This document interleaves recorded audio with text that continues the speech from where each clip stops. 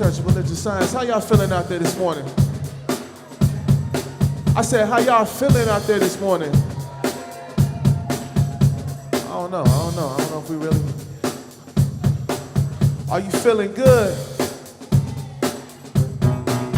Are you feeling good? Feeling good, just clap your hands.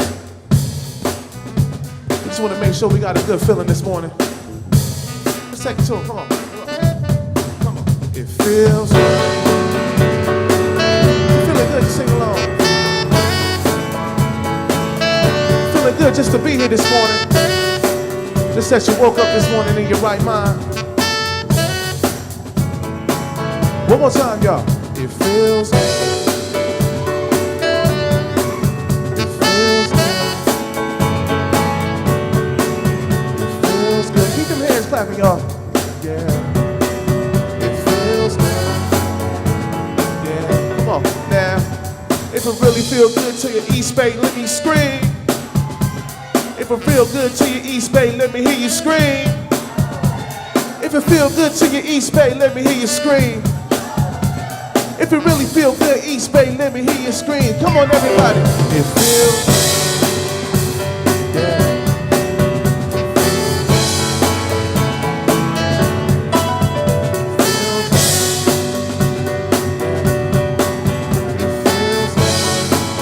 Ayo, why don't you play something for me?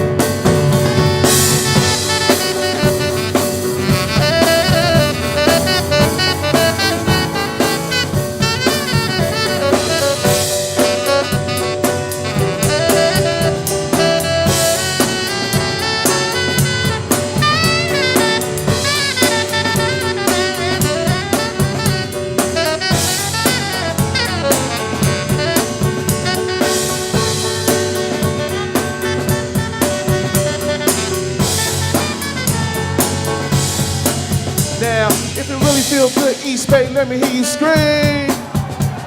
If you really feel good this morning, let me hear you scream. If you really feel good, East Bay, let me hear you scream. If you really feel good, let me hear you scream. Break it down one time, break it down one time. First off, we just want to give thanks for you this morning. I hope y'all feeling good. We also want to shout out our brother who was integral in making this song, Dwayne Wiggins, who became an ancestor. We give thanks for all of the music and all the memories and all the dedication to community and our people. Much love, brother Dwayne Wiggins. Come on. We're just gonna make sure we have a good feeling today this morning. Is that all right with y'all? Let's make sure you got a good feeling in your spirit, a good feeling in your heart. Because we take these feelings and we take them out into the community and we spread it all. One more time, everybody, let me hear it. Yo, it feels good. Yeah, East Bay, sing along. Feels good this morning.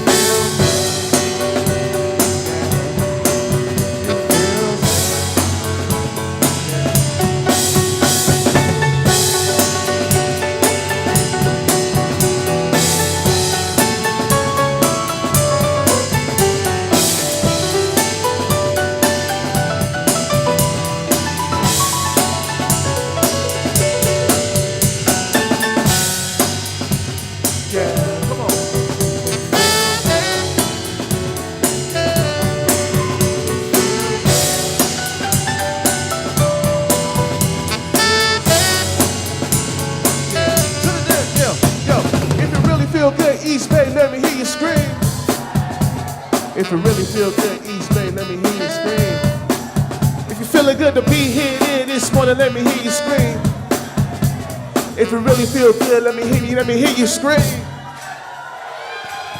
Give thanks, East Bay. How y'all feeling? It's feeling good.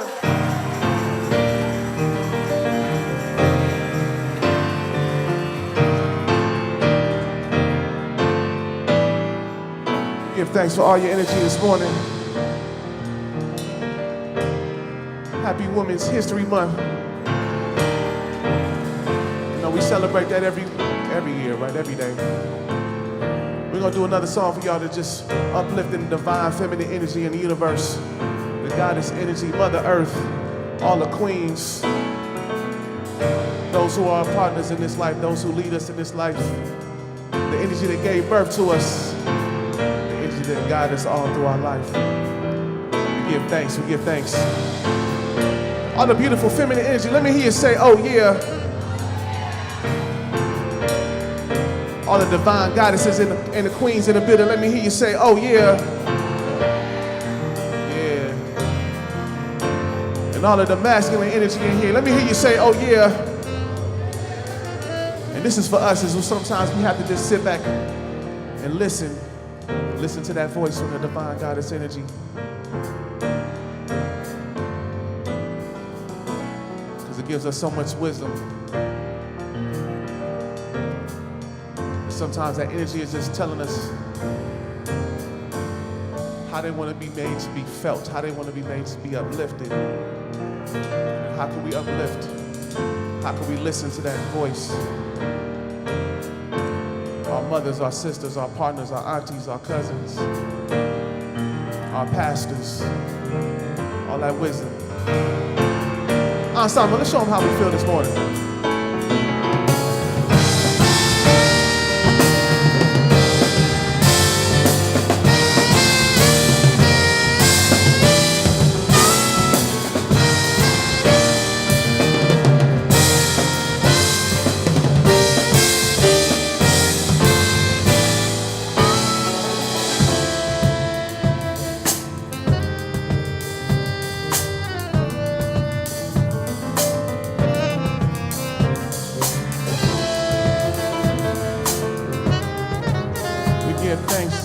The mothers of the earth, the queens. This is what they tell her.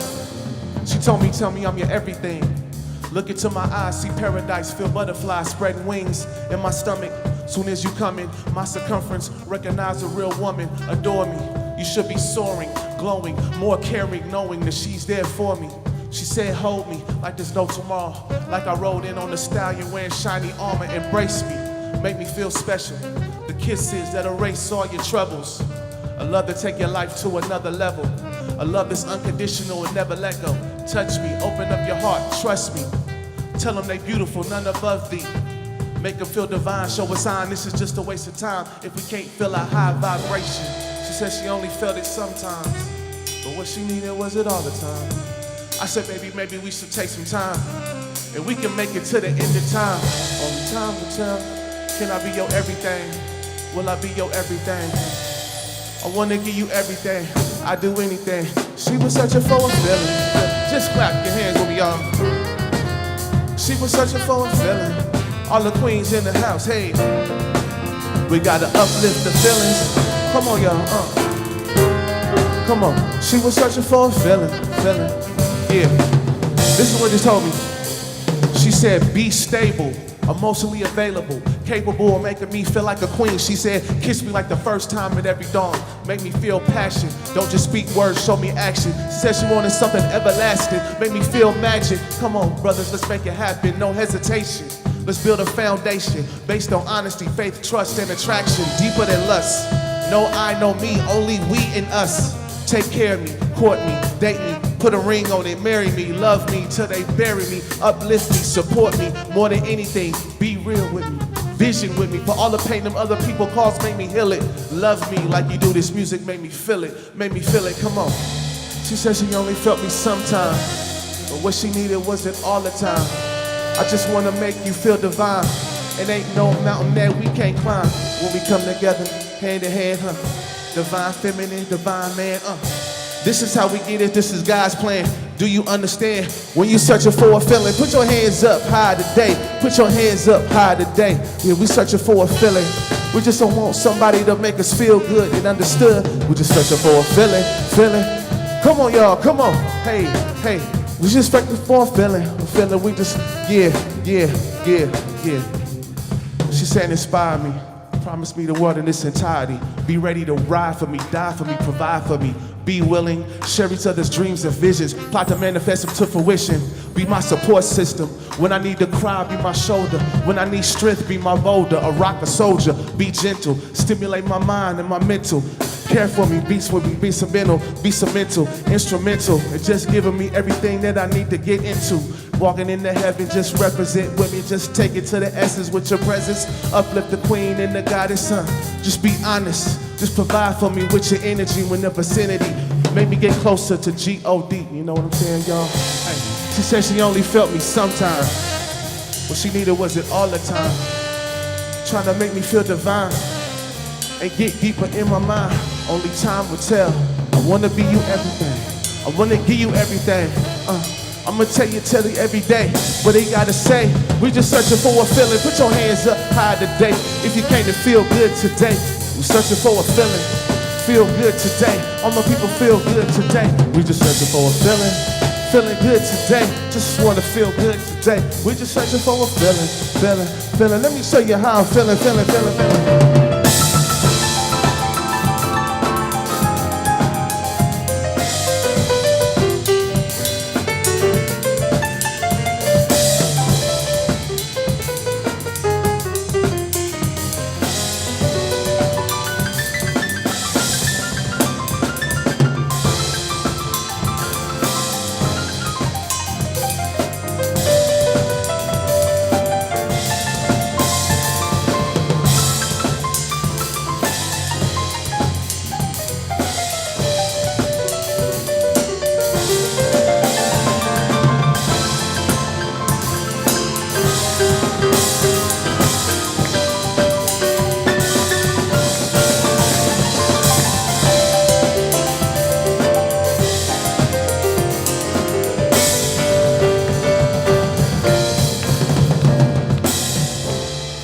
She only felt it sometime.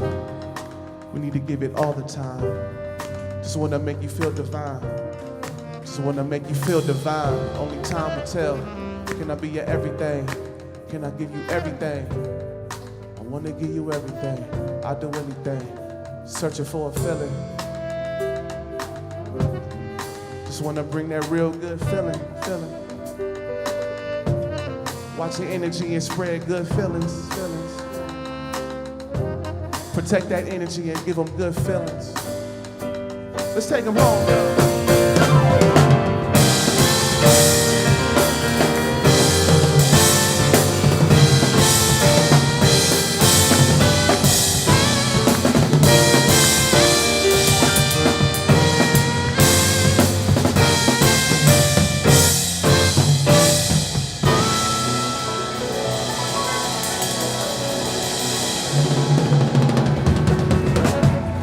Give thanks. Hope you feel good. Breathe it in.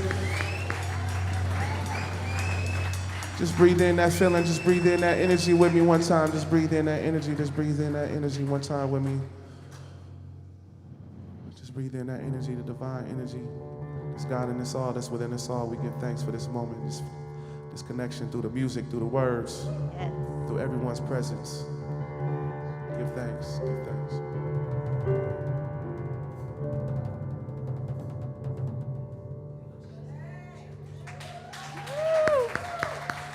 That is the Kev Choice Ensemble. We have Dame Drummer on drums, Lily Stern here on bass.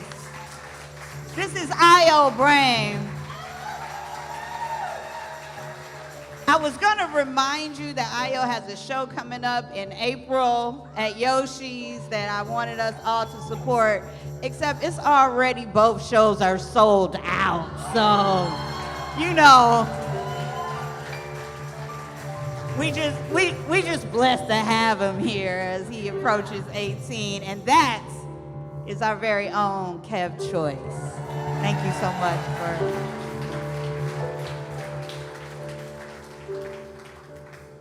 And I'm Reverend Dereca Blackmon, and I am the co-minister here at the East Bay Church of Religious Science. I use she or they gender pronouns, and I will forever not be legislated out of telling you what my pronouns are. So we have to make some decisions now about who we are and what we stand for. And it's an interesting time. I'm thankful for my teachers now.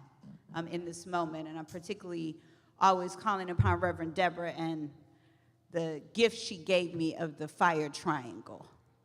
And when she talked about the fire triangle, she talked about the importance of bringing clarity on all the elements that we need in our movement. So a fire needs three things. If you've been around, you heard me talk about this before. It needs three things. It needs heat, yes? It needs fuel, and it needs oxygen. This is what movements need. Movement, remember, we're not building a church. We're building a what? A movement. Movements need heat. There's got to be something that activates us and wakes us up, right? The job of resurrectors is to wake up the dead. That's our job, right? That's that heat. But then we got to have fuel in order to be able to keep going, because fire is not enough. It will eventually burn us out if that's all we ever do. So, yes, I am back from 10 days in the Virgin Islands. Thank you so much for the blessing of having fuel. And we had some good fuel last night. We had the March birthday parties. Yes, if you was here giving our dance on, to DJ Wayback, also known as Byron, our AV person. We had a good time. And I just want you to know that it's important for fuel to celebrate, to have joy, to nourish ourselves and our bodies. We got to take better care of ourselves. We got to walk together, and we're going to have to eat a little bit better, starting with me. There's good things for us to do in this fuel. And then there's oxygen. And oxygen is the vision part. So we've been reading What It Takes to Heal, and we've been looking at vision, and I'm going to talk quite a bit about that this morning. But we've got to have a where we're going. Otherwise, we'll have a fire that burns and consumes us, with anger being all that we know how to do. That have an expression I see sometimes in activism: if all you have is a hammer, everything looks like a nail, right?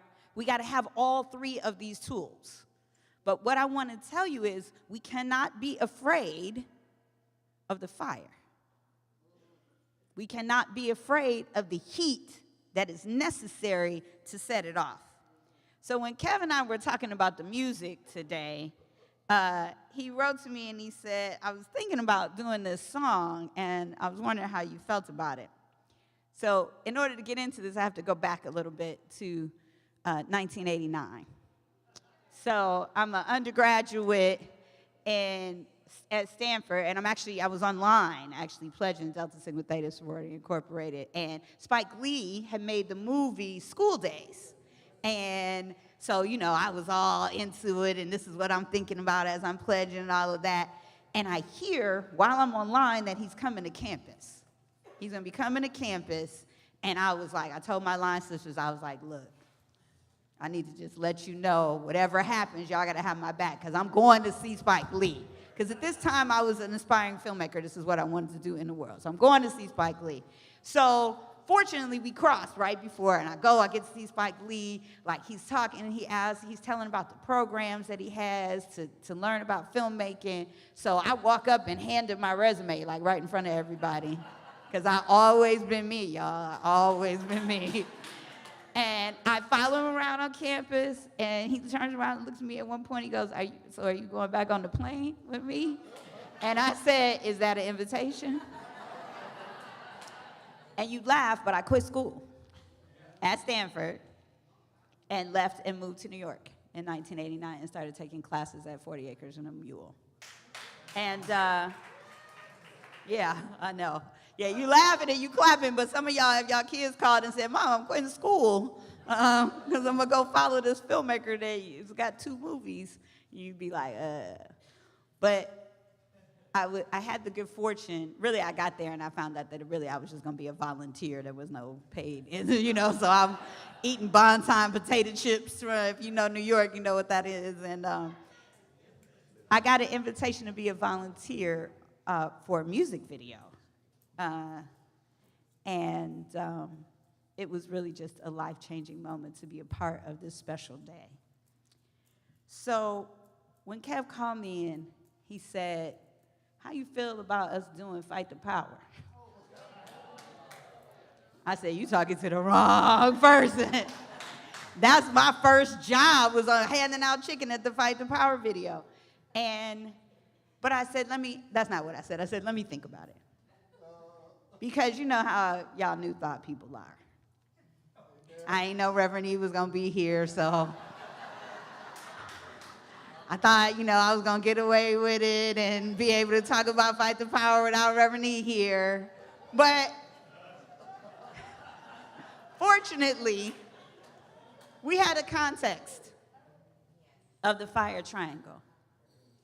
And when I started to think about, well, what is the reason we need to sing this song? It is because of the coup that is happening in our country right now. So we're going to need to fight the power. We're going to need to do it differently than we've done it in the past, though. We're going to need to do it strategically. This is chess, not checkers. We got to be 3 steps ahead, because after the coup that is already happening, like, this is not a conspiracy theory, because it's happening. The government is being fired. All the people that control the checks and balances have been fired. The people in the military who control the checks and balances for the weapons have been fired. So what happens when oligarchy happens? What happens when the richest man in the world and a tyrant come to power and take over the government? What is happening next? That's 3 steps ahead. So I've told you before, and I'm going to tell you again, you need to have an exit strategy. You need to know where you're going to go if you decide you need to leave. If you need to stay. If you decide, I'm not leaving. I heard a bunch of y'all, Reverend Dereca, I'm not leaving. Okay. So what you going to do when the curfew? Don't wait until the curfew comes. What else do you need? Who else needs to get deported? Mahmoud Khalil, just for protesting when when genocide was happening in Gaza? He's deported. He got a green card. They are stopping folks at the border who are German and detaining them for 6 weeks. Pay attention, not so that you can be afraid. Because we don't have to fight the power if God is the only power. Do you understand? We got to have both, though. We got to have strategy that looks at 3 steps ahead. And we don't even have to go to the 530,000 Cubans, Haitians, Nicaraguans, and Venezuelans that are now being threatened with deportation and talk about that coup. We don't have to talk about the government, the federal workers, or the Department of Education, or student loan, all the coup that's taken up there. We could talk about the coup that's being proposed in Oakland. I didn't hear a lot of clapping. There's a conversation about who will be the next mayor in Oakland, and I personally have seen people I can't tell you who to vote for, that's against the rules. But I personally have seen people on the chat bragging about how they recalled the mayor and the district attorney with all the money that they poured into the electoral process. Now, you might not like the mayor or the district attorney, but people voted. That's democracy. That's how it works. People voted, they put those folks in office, and some other folks said, hey, we're going to put some money into pulling them out, and we're going to brag about it.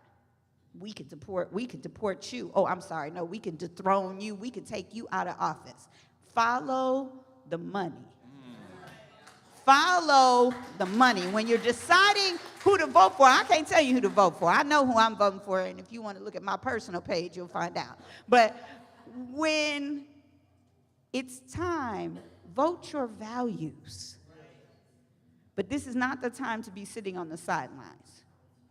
This is the time to use all that we have in our spiritual consciousness and awareness to come on and get down.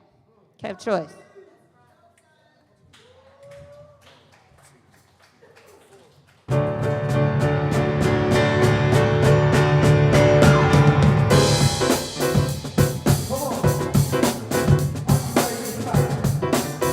Are you ready to stand up? Are you ready to use your power?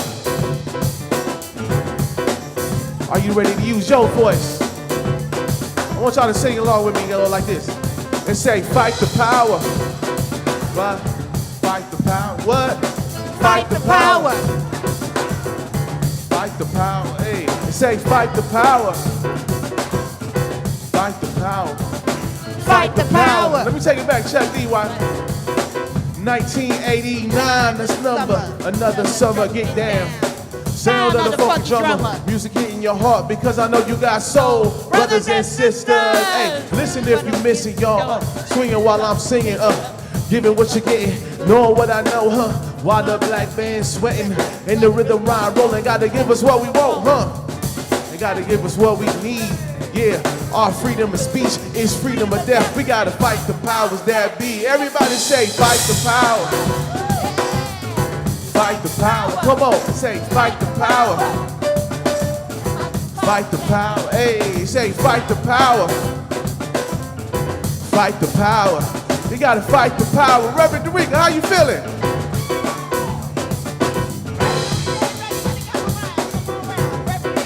Y'all give it up for Reverend Dereca, MC Reverend Dereca in the spot, y'all. She got a little something for us.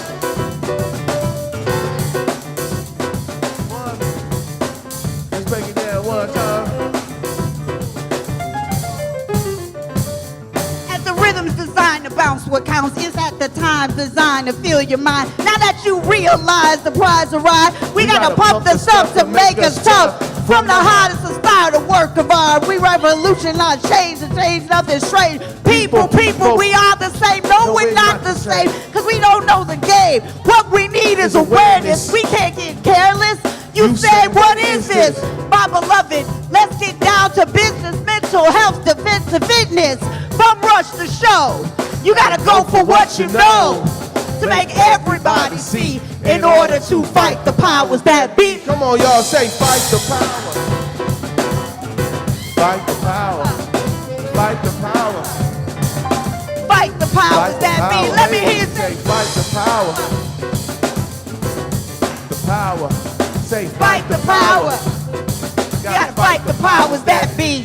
You wanna know what's my motivation? Ask my grandmother, granddaughter of a slave. Great woman facing, migrated from Texas to California to escape the hatred and find a better situation. She ain't get to make it. See me rocking these stages, see me flying to places she can never imagine. She gave me the foundation strong enough to build a mansion, a high-rise building. We gotta keep advancing, we gotta keep building and feed our children. Tell them keep their heads up, eyes to the ceiling. And ain't enough role models, ain't enough real men who gon' teach them never give up, stay resilient. They brilliant, exceed expectation, that's my daily dedication. Plus enough people is hating, keep me racing, chasing, running, bending. That's nothing for nothing. East Bay in the house, we keep it running. Say, fight the power. Come on, y'all. Everybody, hey, fight the power. We gotta fight the power. We gotta fight the power. Fight the power. We gotta fight the power. Yeah, fight the power. We gotta fight the power. Hey, we gotta fight the power. Now let me flip it up for y'all. You gotta use your power. Yes. Use your power. You gotta use your power. Use your power. You gotta use your power. Everybody, use your power. You gotta use your power. You gotta use your power. That be. Use your power. Give it up for Reverend Dereca, y'all. You gotta use your power. Come on. Use your power to get free. You gotta use your power.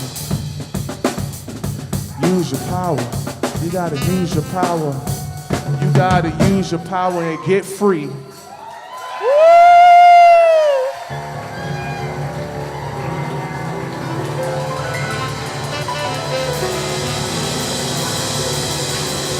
That's fire right there.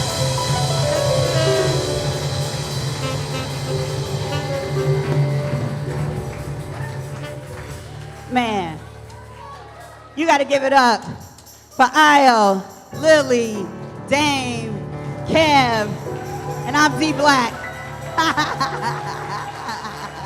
MC Reverend Dereca, y'all. MC Reverend Dereca.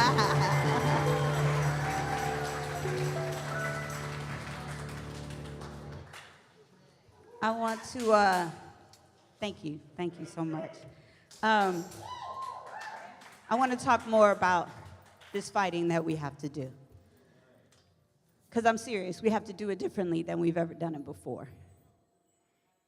It's not going to be enough to just be mad. It's not enough to be disgusted. It's not enough to be confused and talk about, how this happened, why it happened. We got to be deeply rooted in our consciousness now. We have to be deeply rooted in our principles now, because we're going to have to be the ones to give a message of how we stand against tyranny without practicing it. And I wish I could tell you I got it all figured out. But this is why it's a movement, is because we have to do it together. We have to come together now and strategize 3 steps ahead, because we have folks, I'm talking Trans Day of Visibility is coming up, and we're going to have some activities here on the 30th and a national webinar on the 31st. But I'm talking to trans folks who are terrified about what it means to have a driver's license that doesn't match their body, that are already being threatened with attacks, people peering in the bathroom stalls,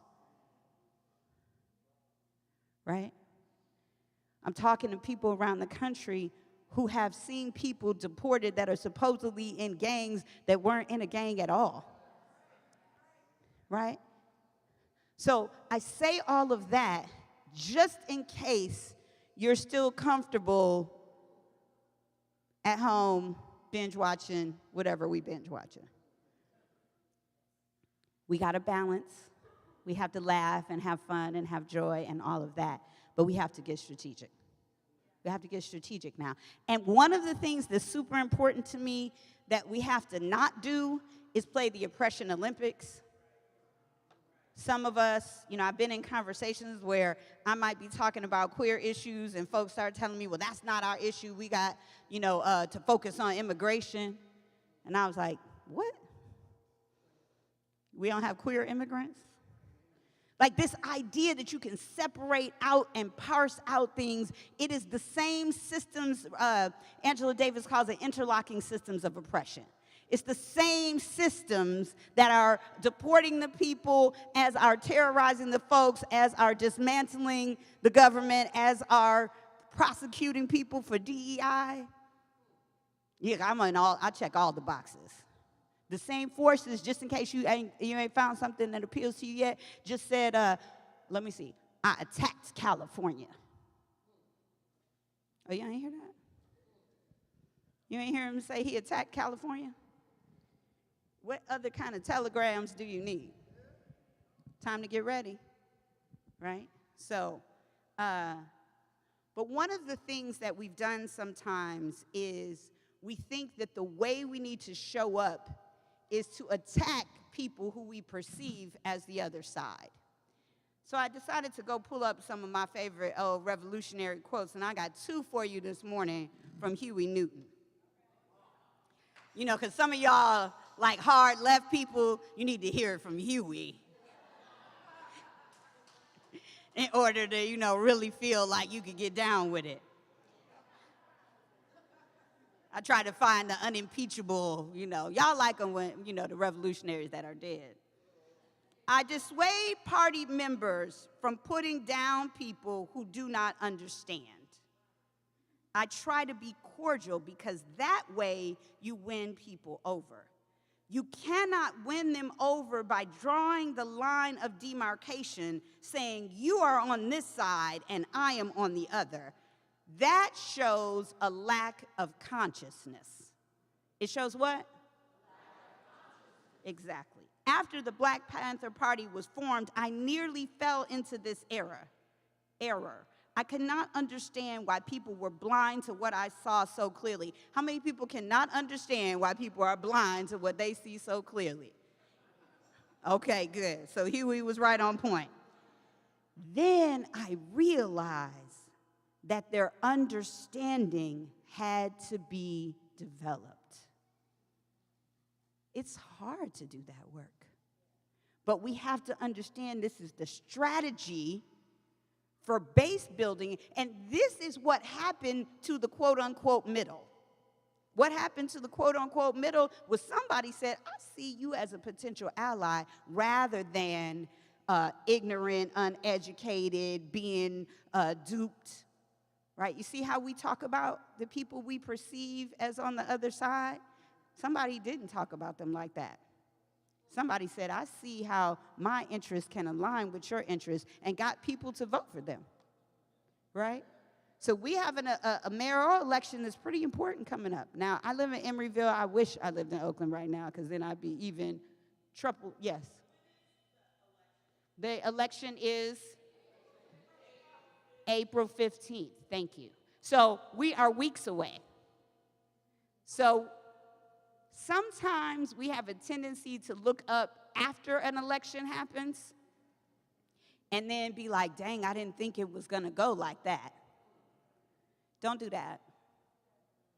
So if you are willing, let's continue to get organized. We can be doing calls. There's a lot of things that we can do. We can't do it as a church for a particular candidate. We did it on issues, but we can't do it for a candidate. But we should be doing it in our communities as people, calling our friends and neighbors and making sure that we send a message that you cannot buy the mayor's office. You cannot buy it. It is not for sale. Right? The other thing, since it is Women's History Month and we'll be celebrating Trans Day of Visibility, just in case some of y'all are feeling, like, again, I've been having some Oppression Olympics conversations, like, well, Reverend Dereca, we focused on that, and, I'm noticing that the church dynamics are changing, the blah, blah, blah. Let me quote Huey for you again. Now, this is trigger warning. Huey's talking about violence against oppressed peoples, but he did it to wake us up.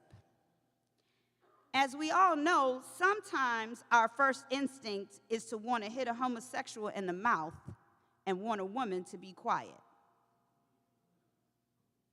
Yeah, it's hard, these words.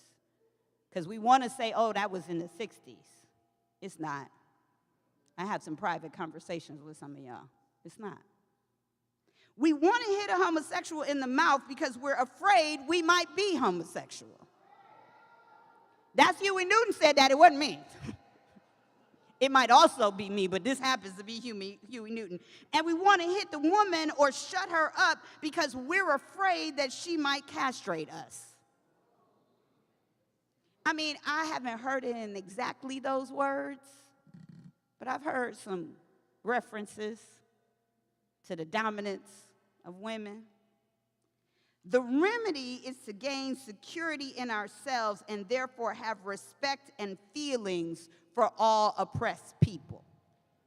What's the remedy? It's to gain security in ourselves. This is why we've been reading What It Takes to Heal, because we got to heal ourselves and understand the principles that we're standing on, because they apply to all oppressed people. They are all our allies. All of the poor people that you think are ignorant. What kind of elitist thing is that? They're uneducated? No, you're overeducated because you keep using jargon words and then wondering why you lose elections. I mean, I'm just saying. It's that attitude, right? They're uneducated. Don't nobody want to vote for you with that attitude? We've got to gain security in ourselves and therefore have respect, and Reverend E would love this, and feelings for all oppressed people. Now, how in the face of this coup and this tyranny can we sustain ourselves? We're going to have to continue to repeat as many times as necessary the principles that we believe. So now is a good time for us to stand and recite God is the only power.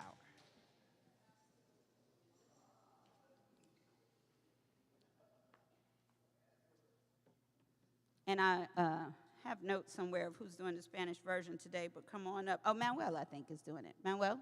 Yes. Come. All right. Yeah, I know. It was a lot.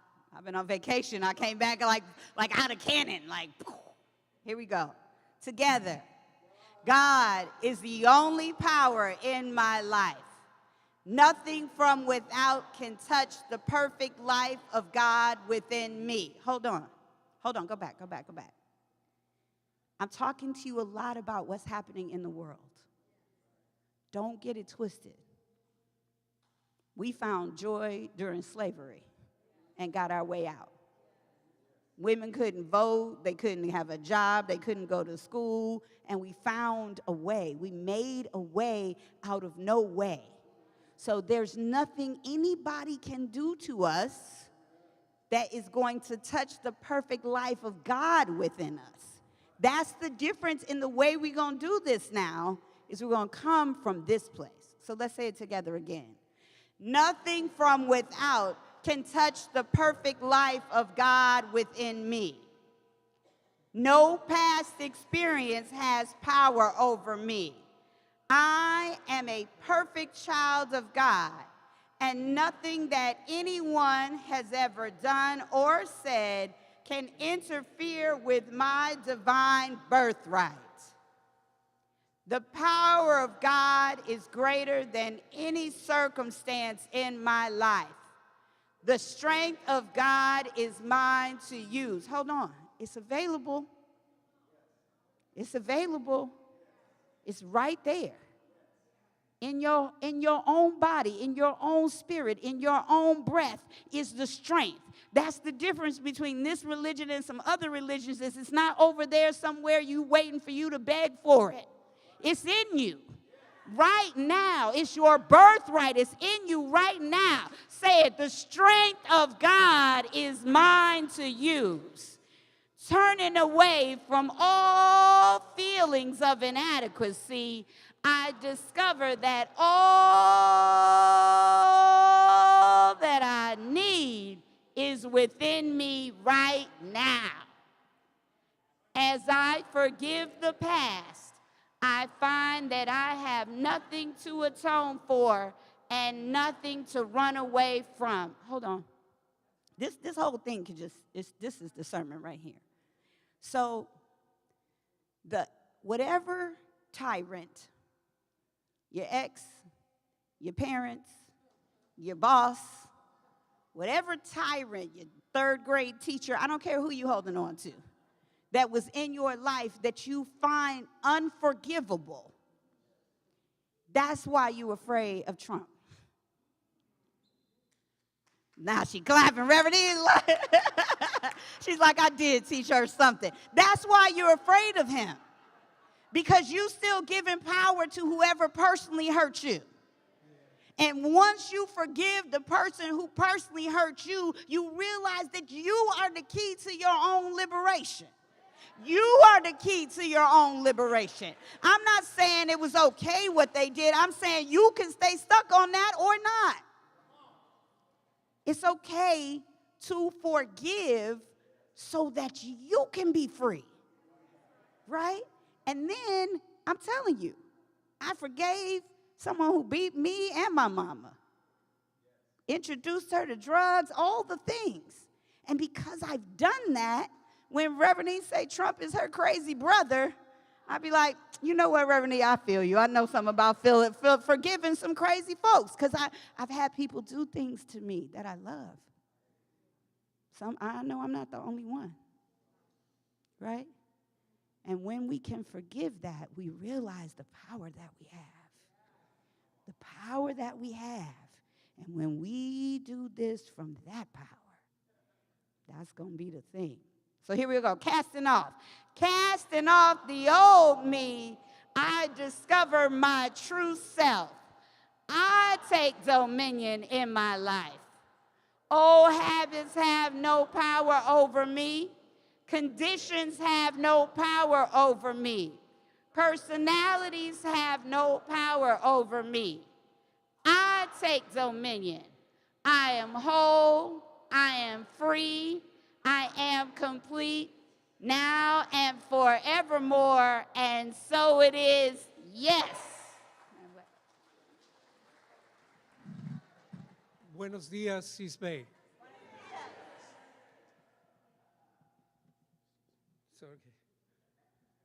Dios es el único poder en mi vida. Nada de afuera puede tocar la vida perfecta de Dios dentro de mí. Soy un niño perfecto de Dios y nada que cualquiera haya hecho o dicho puede intervenir con mi primogenitura divina. El poder de Dios es más fuerte que cualquier circunstancia en mi vida.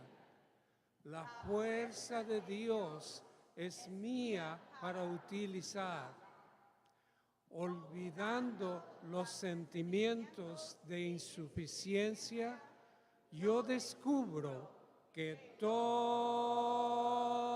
lo que necesito está dentro de mí en este momento. Cuando perdono el pasado, encuentro que no tengo nada para expiar o escapar. Olvidando mi antigua persona, yo descubro mi verdadera persona. Yo tomo dominio en mi vida. Los hábitos antiguos no tienen poder sobre mí. Las condiciones no tienen poder sobre mí. Las personalidades no tienen poder sobre mí. Yo tomo dominio. Soy entero, soy libre, soy completo. Ahora y para siempre es así. Sí, sí, sí. All right. Give her a vacation. She come back on fire. Here we go. If you are here for the very first time, you are probably wondering, what the heck have I gotten myself into? So please stand so that we can give you an East Bay welcome. We're not going to make you say anything, but we do want to give you a blessing. All right. If you remain standing, East Bay, let's make sure both folks have our eye contact as the ushers come to greet them. And we're going to give them our full blessing. Give us a second here. All right. Welcome to East Bay. The God in us recognizes the God in you. You are a unique emanation of the divine. We are so grateful you came to see us today. Welcome home.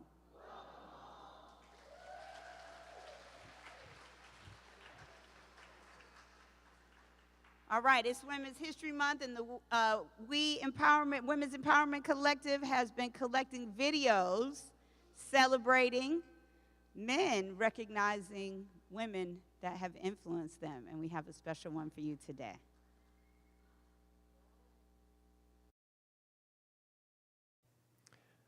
Hello, my name is Chet Bentley, and I want to honor my grandmother, whose name was Minette Alton Wilson.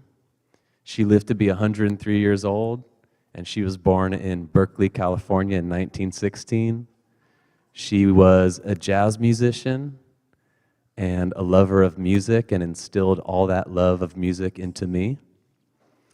And she was raised in a home right off of Piedmont that's still in the family, a beautiful old Victorian. She lost her mother to the Spanish flu when she was just a little girl, and she was the greatest influence of divine feminine, second only to my own mother. And so just want to honor that divine feminine presence in my life, and I know that she's guiding me from the other side, and she's partially why I'm here. And this is all part of the generational healing that we're doing in honoring women and supporting that presence in our lives. Thank you.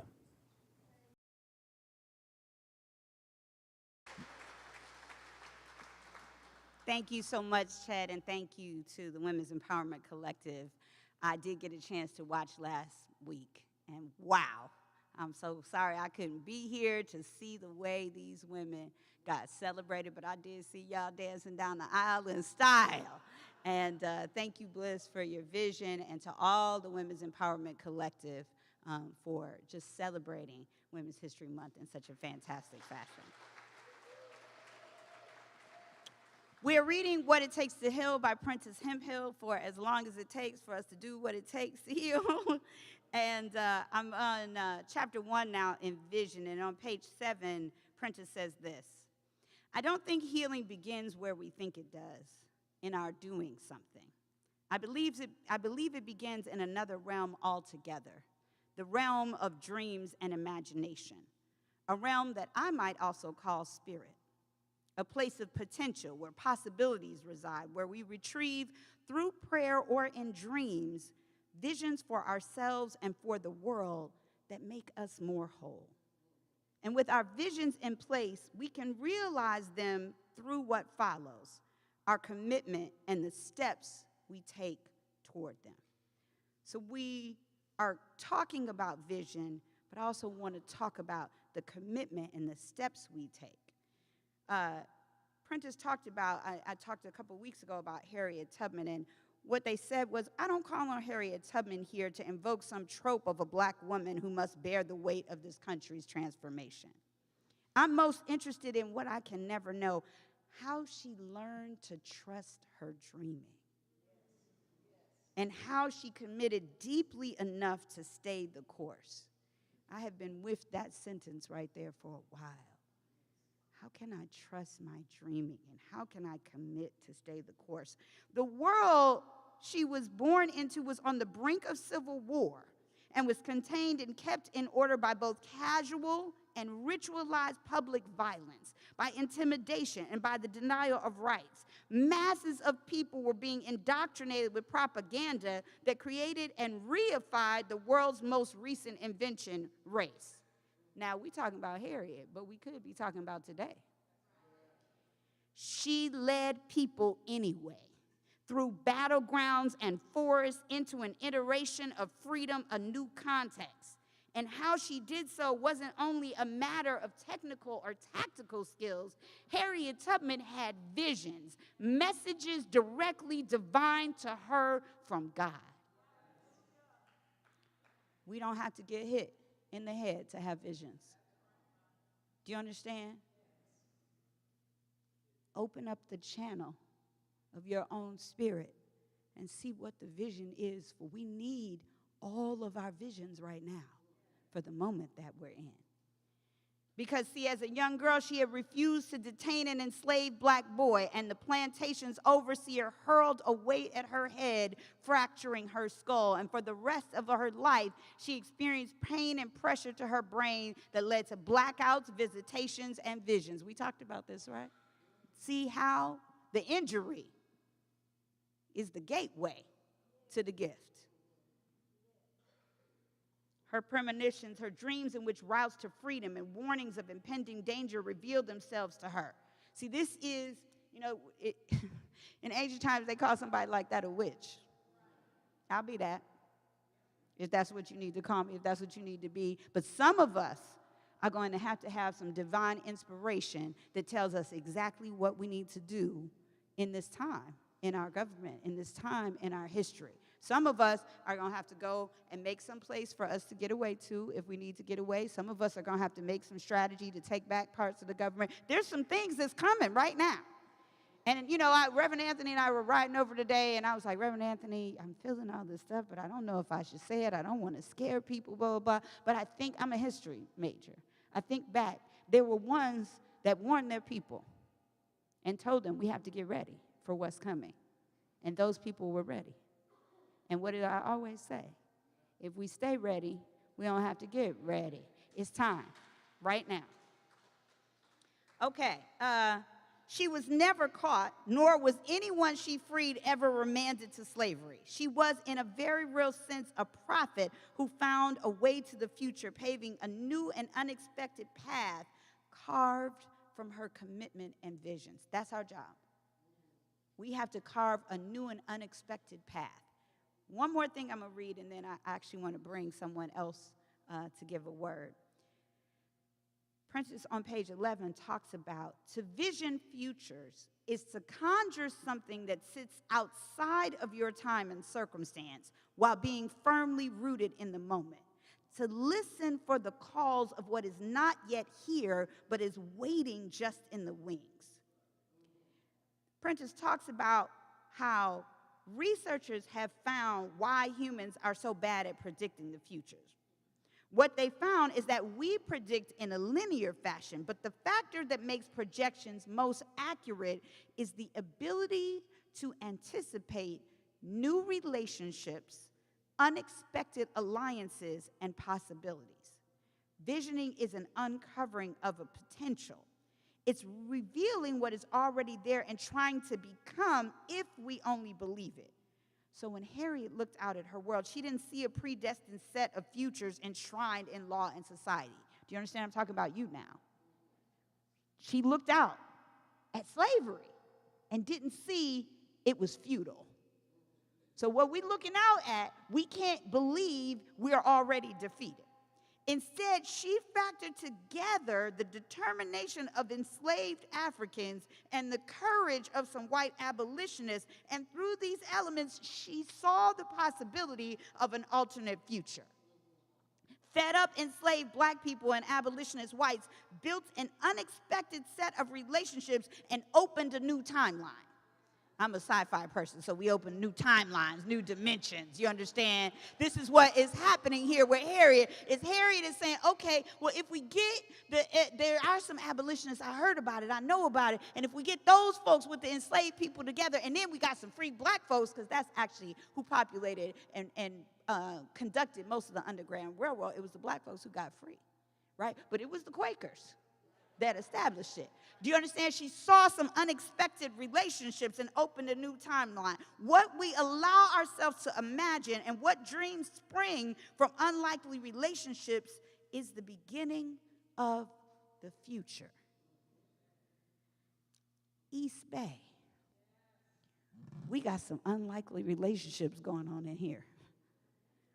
We got Muslim folks and Jewish folks and atheist folks and queer folks and straight folks and trans folks and black folks and white folks and brown folks. And we got folks with unexpected relationships.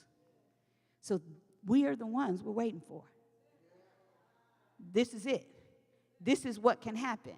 We got folks from the deep south that had to get out and get free, but might be able to go back and free some other people. There's all kinds of possibilities for what we have. But one of the things we have to do is we have to give up some of the notions we're attached to. So one of the things, today we're having, after service today, a workshop called Troubling Womanhood that you've heard about, that Tiffany McLean put together. I was very excited about it because it's this unexpected. If you go out into the fellowship hall after service, you'll see some of what Tiffany put up. But it's this unexpected reframing of the idea of womanhood. And I'm going to invite her up in a little bit to talk. But when I was talking to Mother Gaia about some of this opportunity that we have for gender expansiveness, she shared with me some of her history. And I said, you have to come. You have to come and talk to the community about it. So, Mother Gaia, if you'll come up and share a little bit, and then we'll all sit down and talk together.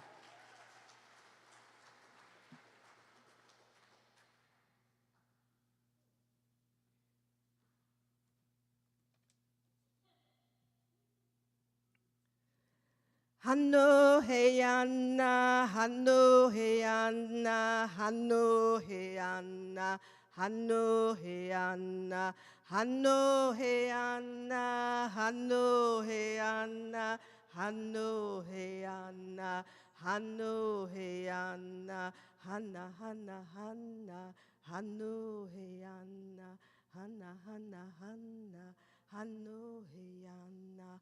Whoosh. Good morning, East Bay. I wanted to share a grandmother song with you because I'm talking about Two-Spirit earth-based spirituality.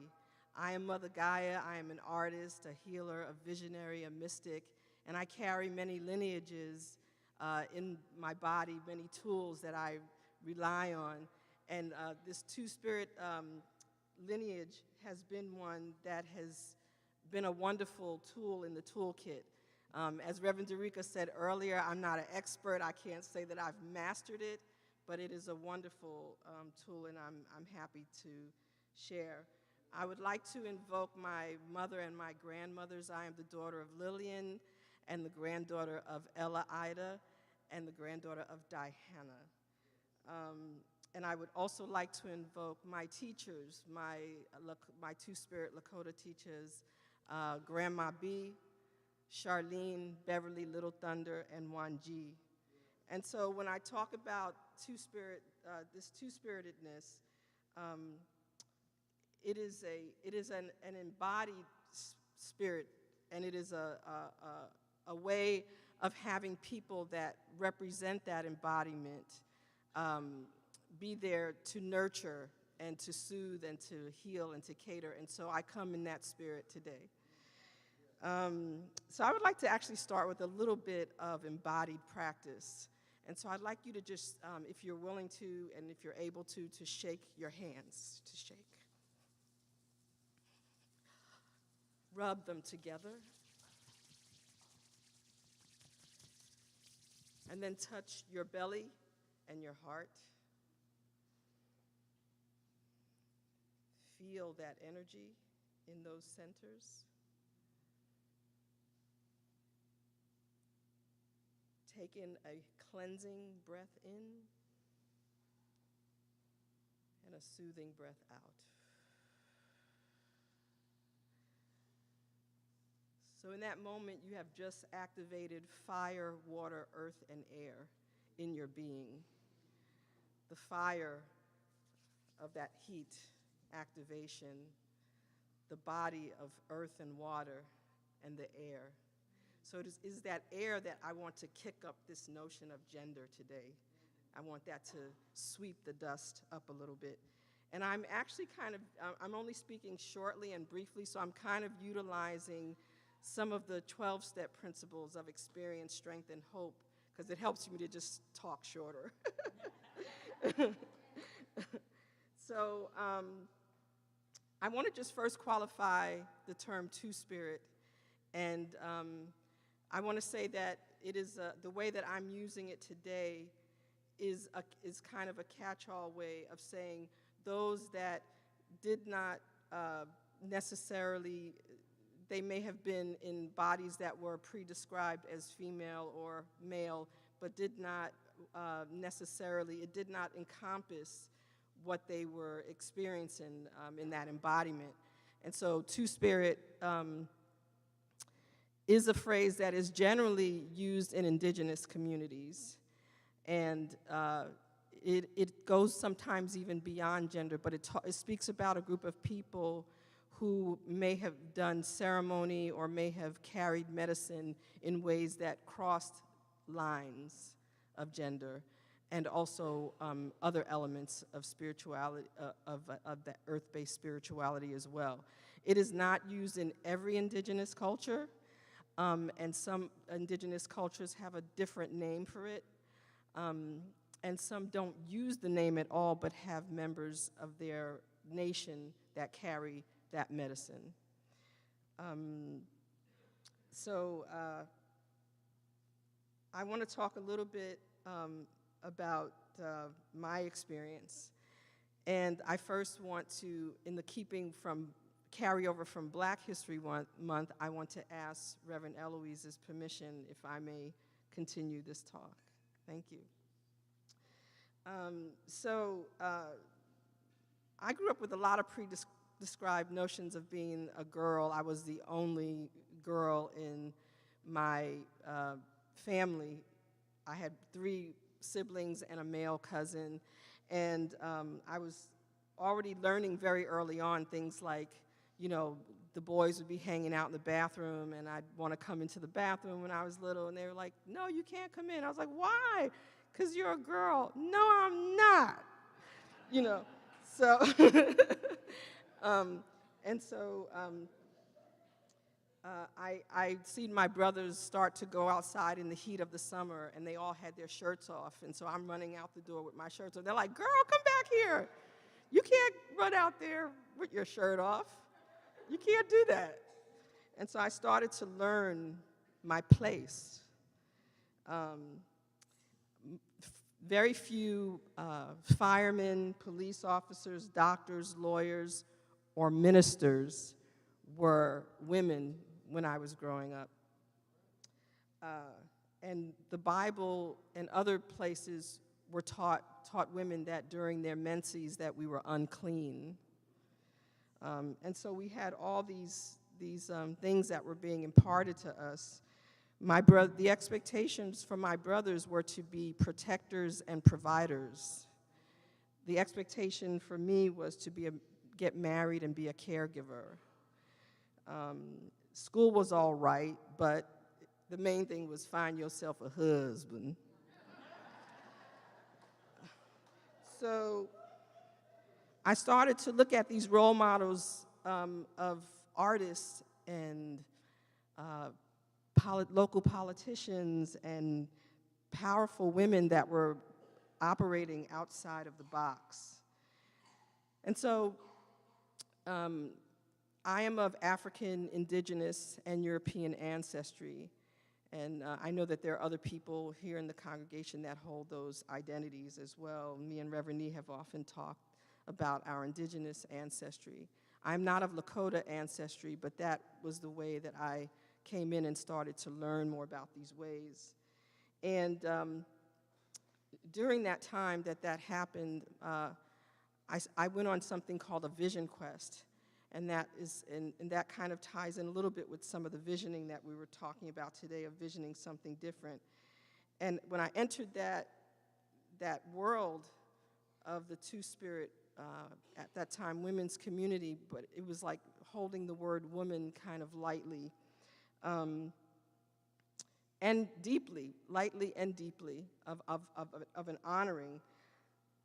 I saw for the first time, and started to hear about these other deities and these other ways that the divine is expressed, and how Buffalo Calf Woman brought this medicine to the people, and these ceremonies and these ways, and how our moon menses are powerful ways, and if we have that ceremony or that opportunity to bleed into the earth, it is a very powerful prayer with the mother.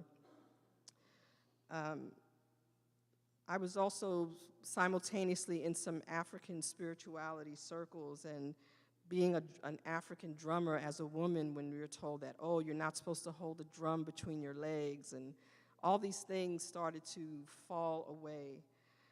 I started to go to ceremonies where we went to a land that was just pure flat land, or pure land that had only forest, and to see women cutting wood and constructing a village from scratch with their shirts off.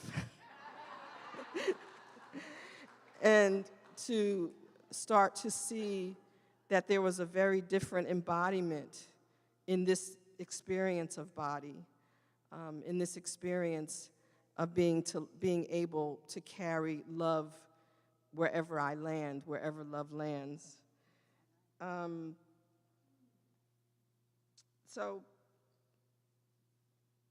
I just wanted to say how in this experience and in these ceremonies, that how significant it was to see people and also in spiritual leadership that were carrying this kind of embodiment in ways that we'd never seen before. So from transpersonal cosmology, which is another one of my lineages, I happen to know that we're right now being embodied with excessive information and excessive flooding of our societal systems and our bodily systems.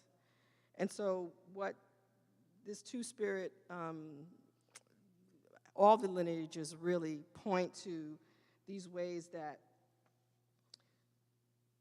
there's a death of the old system that's happening, and as this dissolution is happening, there's also a dissolution of ourselves and our ego, and our knowing that everything is related to us. Everything in this spirituality is our relatives, and the earth is of very significance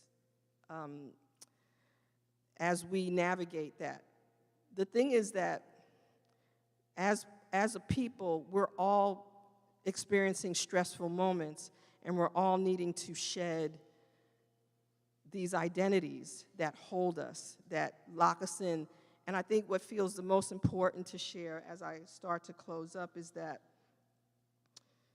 we're going to be experiencing lots of eclipses, changes of light, changes of position and the way things are supposed to usually be in cycles.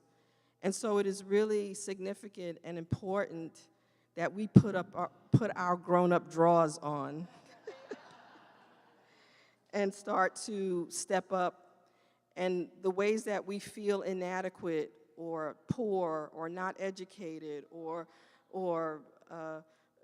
just not young enough, not old enough, whatever may be on the spectrum, we're meant to feel that way. But we don't have to stay that way. And so we know from this philosophy, God is all there is. I am one with God. Change your thinking, change your life. But the biggest piece that has come out of what Reverend Dereca has said this morning is that there is a power within, as Reverend E has also taught us, and you can use it. You can use it. And so I just want to end with another blessing, grandmother blessing. Wichita do ya, do ya, do ya. Wichita do ya day. Wichita do ya, do ya, do ya. Wichita do ya day. Wichita hey ya, hey ya, hey ya. Wichita hey ya, hey ya, hey. Wichita hey ya, hey ya, hey ya. Wichita hey ya, hey ya, hey. And so it is.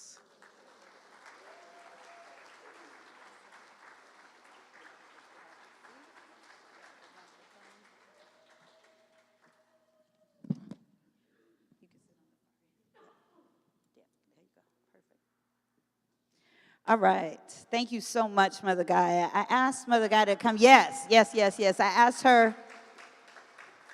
One of the things that I love, been in classes with Mother Gaia, and one of the things that I love is the embodiment practice. And I just knew we needed, sometimes, we're so in our head. And so just Reverend E loves a song, and Mother Gaia always brings us a song. But also I wanted us to remind us, one of the ways, remember we talked about those unique alliances, right? What are we connecting to? So our indigeneity, some of us don't realize that we talk about trans identity, and I'm going to keep talking about it, but some of us don't realize that two-spirit identity is indigenous, right? So this idea that we have about gender being male or female and it solely being that it doesn't jibe with all of what we know throughout history. And so when she shared with me some of what she's experienced in her religious lineage, that's the other great thing, is we're open to all truth wherever it's taught. There's not a lot of places where you got people from different faiths worshiping side by side. And so I'm grateful for that. I'm also grateful that you all are getting excited. This church is growing, and you're coming up with ideas and projects and ministries and workshops or discussions.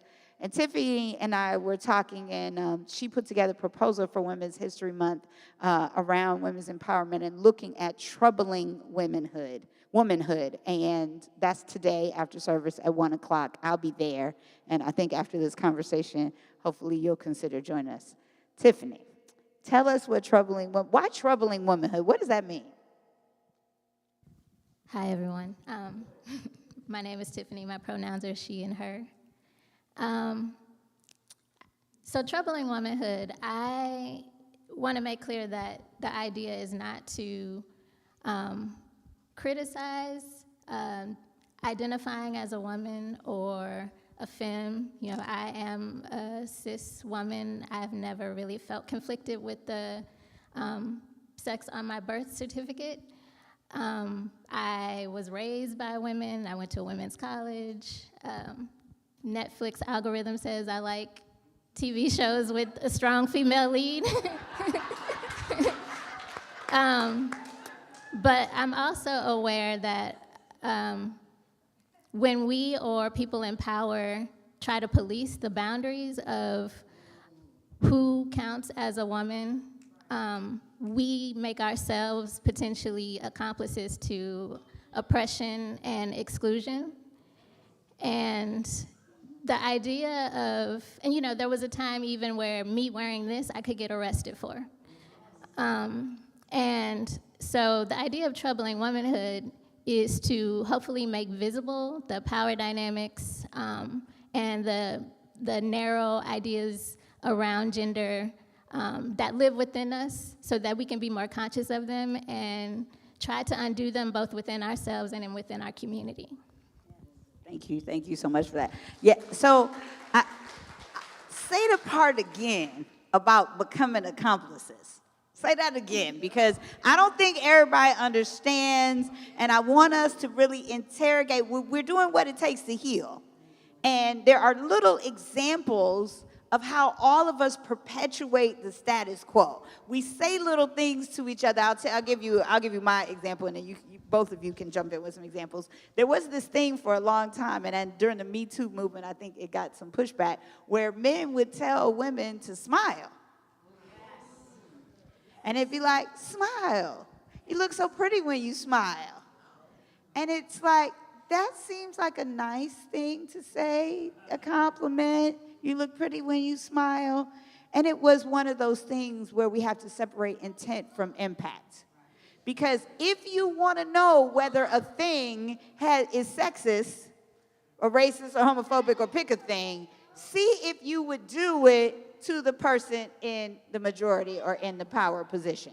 So I just started telling men to smile, and then they understood. Smile. You need to smile, Reverend Anthony. You look so handsome when you smile.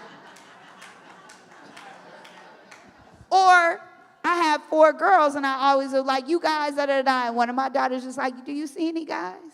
And people are like, oh, what difference does it make, girls, guys? Okay, fine. Walk into a room full of men, come to the men's meeting and go, how you ladies doing today?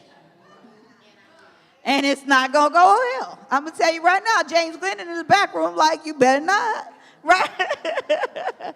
You know, so words matter and they have power.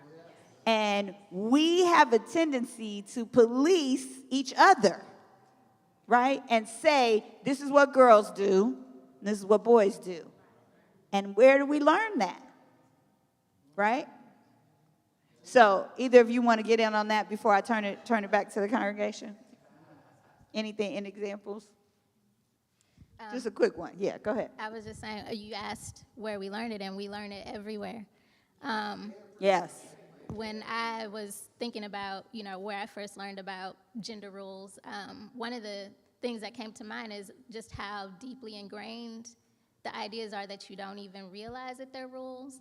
And, you know, just even ideas about what is, you know, a relationship or a family. Like, my entire life contradicted the ideal of what is a relation, you know, like an ideal relationship is being raised by a single mom, and mostly single moms all around me, but yet, and still, what television was showing me and what pop music was telling me was that the ideal was like a cis hetero male-female relationship. And I still thought that was the ideal, even though I was perfectly fine how I grew up, you know, never wanted for anything. But this idea was so deeply ingrained that I didn't even recognize that my friend, I realized like just recently that, yeah, I had a friend as a kid who had 2 moms, but it didn't even register because I couldn't imagine it. And so that's why I think talking about imagination is so important, because you can't get free if you can't imagine what that looks like. Yes, come on with that. Mother Gaia, you want to give an example, and then I better pay attention to time. Yeah, I Yes. just wanted to add that when I was growing up, it was like the worst thing that could happen to someone was getting pregnant. And there were like far worse things happening in the world, but that was like considered to be like if you got pregnant before marriage, that was like the worst thing that could happen. And as far as witnessing or talking about or seeing people that had same-sex relationships, it was just invisibilized. It was just not spoken of. And so that in itself was a message as well. Right. And it wasn't not there. It was just not spoken of, right? It's always been there. We've always been there, challenging notions of gender. In fact, on Trans Day of Visibility is March 31st. So we'll be here giving out flags and talking about trans identity on the 30th as we celebrate Reverend E's birthday, because she's revolutionary, so I know we can do that at the same time. But on the 31st, CSL, I'm on the Sacred Activism Committee for CSL, so we're going to have a national workshop, webinar for Trans Day of Visibility, and we're going to ask at that workshop a question that I want to try out with East Bay first. When I was at Stanford in the diversity office, I had trans staff people who came up with a workshop. And we had been doing workshops for a while, but most of them had been what people call trauma porn or trauma mining. So what would happen is people would ask trans people to talk about how horrible their lives had been and how much trouble and difficulty they had had. And they would have to keep telling that story every time they did a workshop over and over and over again. And so the trans staff that I had said, we don't want to do that anymore. We want to do something different. We want to talk about gender for everybody, not just for us. I was like, huh. At first, because I was a knucklehead, I didn't know. I was like, no, I don't think so. I think that's what the last trans person I had in my office said we should do it this way. So I'm going to, revoke you and what you say, because this is what we do with our privilege. And so you might think, oh, Reverend Dereca, but this is what we all do with our privilege. With our education privilege, with our money privilege, we decide what the rules are. This is what we're talking about for other people. So I finally listened, and they did a workshop, and they started the workshop with a question I'm going to ask you right now. When did you first become aware of gender? Maybe it's a gender rule. It's the first time you were taught what a girl is, what a boy is, what gender is. I want you to take a minute to think about it, because you're going to turn to your neighbor and share. When did you first become aware of gender? What was the first time you remember going, oh, this is what a girl is, this is what a boy is? Where did that happen? Think about it. Either one. What gender is or what your gender is. Sometimes it was school, sometimes it was family, sometimes it was go all the way back. Okay, now I'm going to give you let me just talk to you about turn to your neighbor. Y'all love to talk, so we can stay after and have a deep conversation. That's what the workshop is for, okay? But when you turn to your neighbor, I want you to not have the long conversation. Ooh, I love your necklace and your earrings are so cute. And aren't you such and such and such? I want you to keep it down to just a couple minutes. But I want you to share when you first became aware of gender. We gave you some examples of things that people talk about. And just make sure everybody has somebody to talk to. Pay attention that nobody gets left out. All right, turn to your neighbor. When did you first become aware of gender? What were the gender roles? Make sure nobody's left out.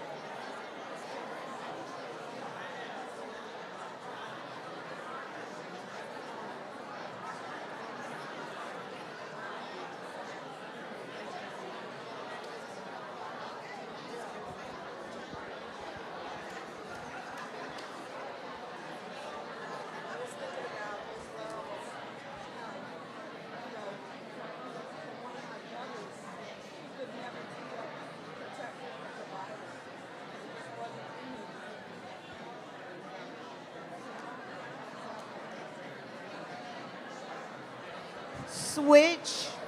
Switch. If the other person hasn't talked yet, let them talk now. Switch.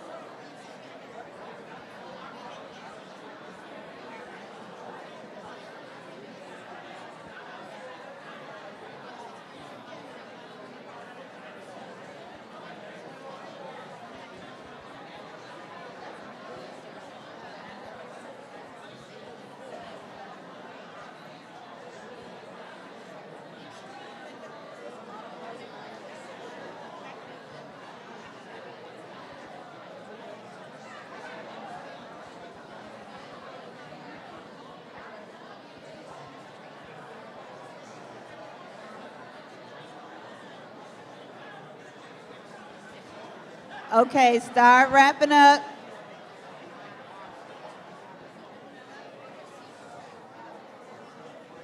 Start wrapping up.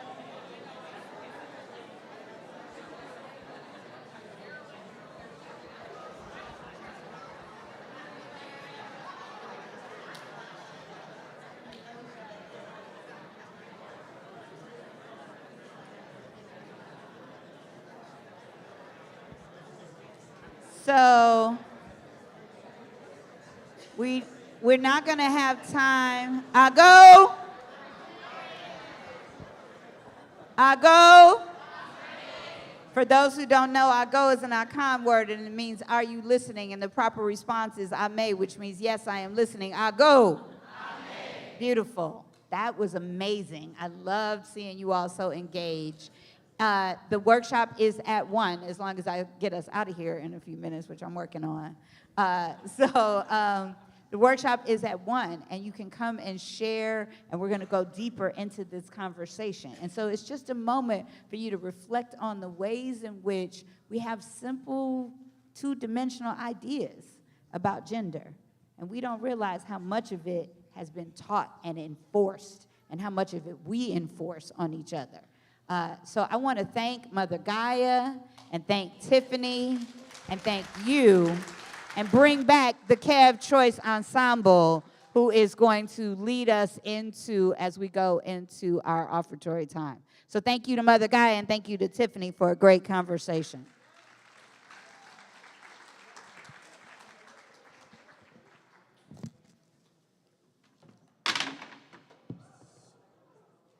It's okay. East Bay is still 50. It's all good. Yeah. I think we're just going to go to offering.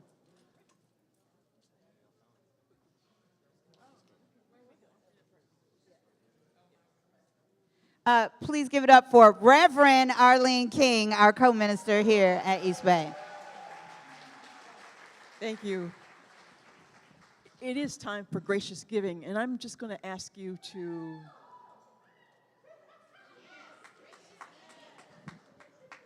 yes, we're celebrating gracious giving. And all the energy in this room we can give, right? To give from the overflow, right? So sit there and imagine what that is, overflow for you. So this time I'd like to invite our ushers forward. If you need an envelope, they'll be gladly delivering them to you. And as you're preparing yourself, your heart space, from a place of gratitude and unlimited possibility, which includes unlimited prosperity, abundance, and we can call it money too if we choose. I just invite you to open up open up to give and receive. And this time I invite our tech team to put our affirmation on the screen, and we'll affirm this together. As I give thanks for the good now flowing into my life, I gladly share that good with others. The more I give, the more I receive. So it is. So I'll just invite Kev to bless us with a little music to set our hearts into this giving space.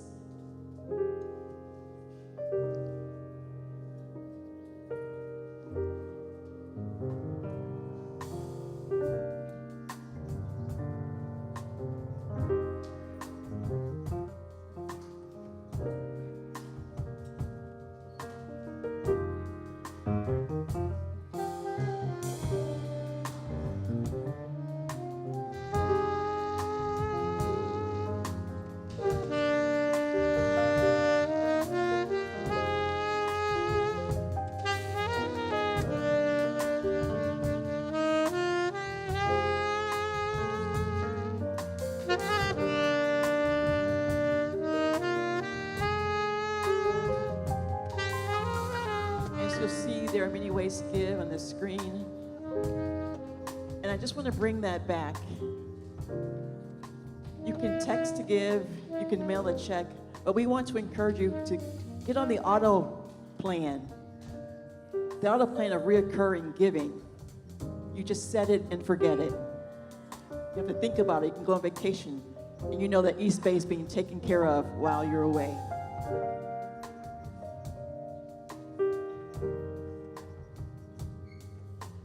There's also the kiosk in the back.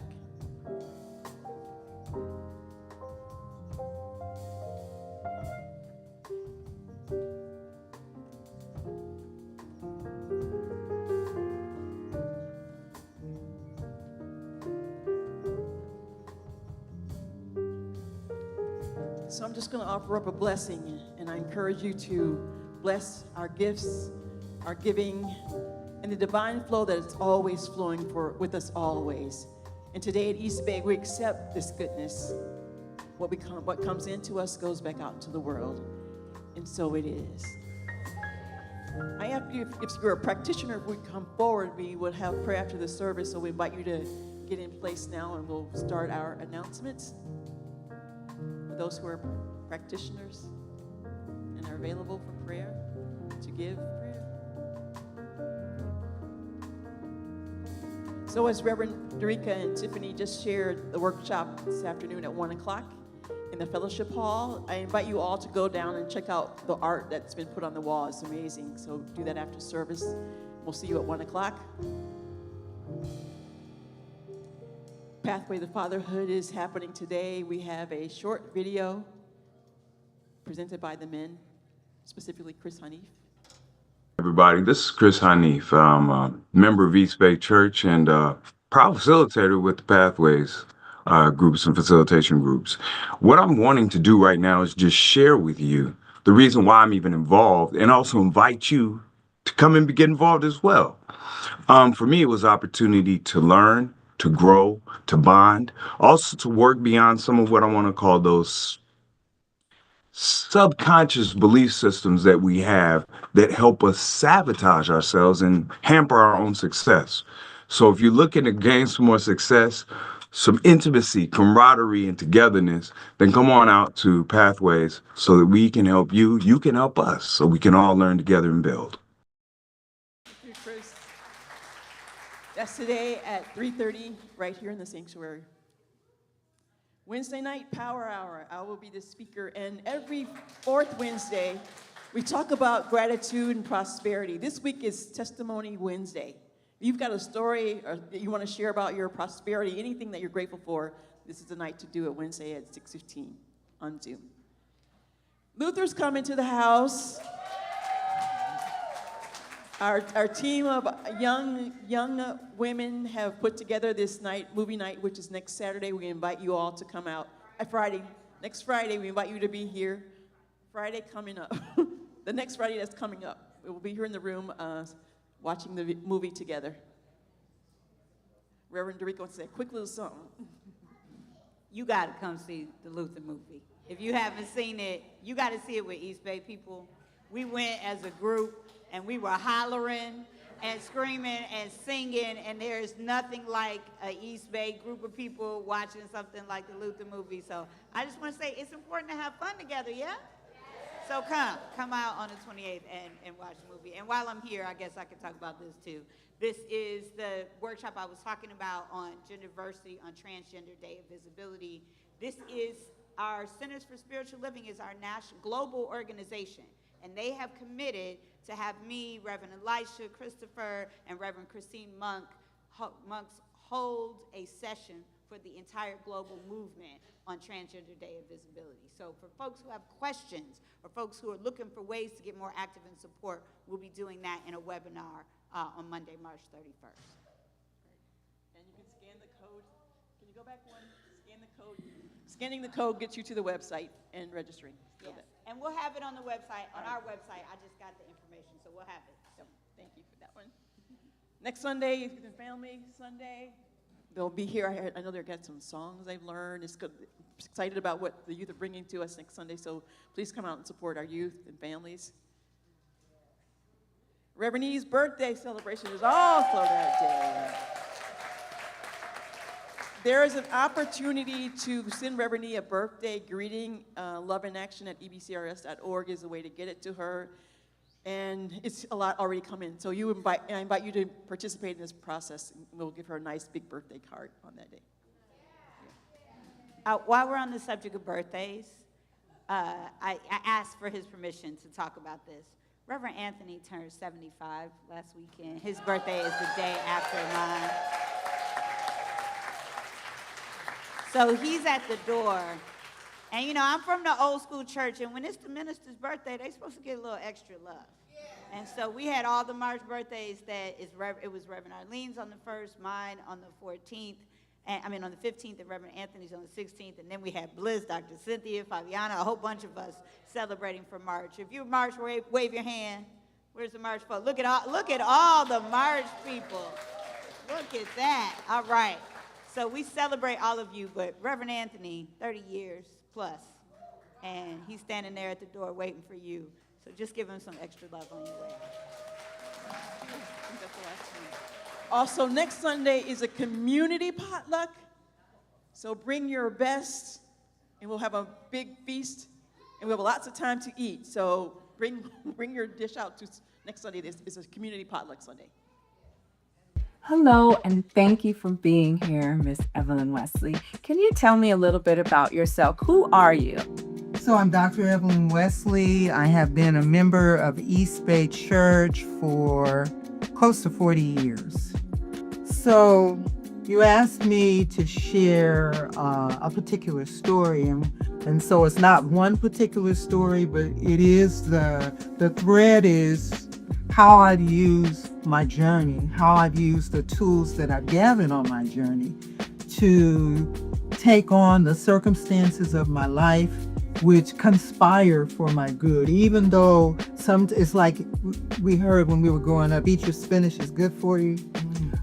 Sometimes it doesn't feel like the circumstances are good for me or for my benefit, but invariably there is a blessing in the lesson and the journey, and it's because of use of the spiritual principles. I love that tidbit. I'm going to keep that tidbit. Eat your spinach because it's good for you. That's a whole life lesson.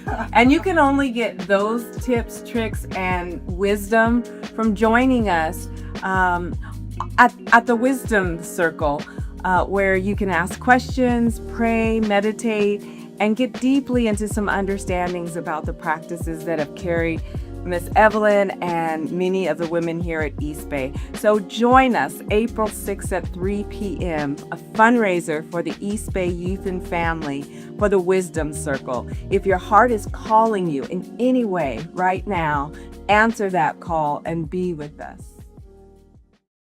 Thank you.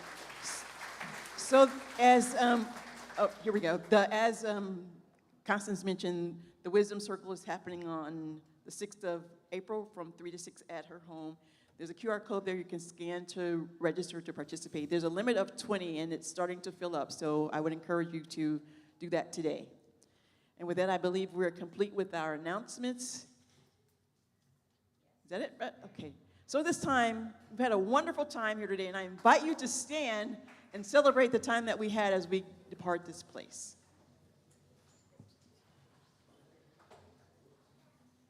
So just hold your hands out and accept this truth. God is all there is.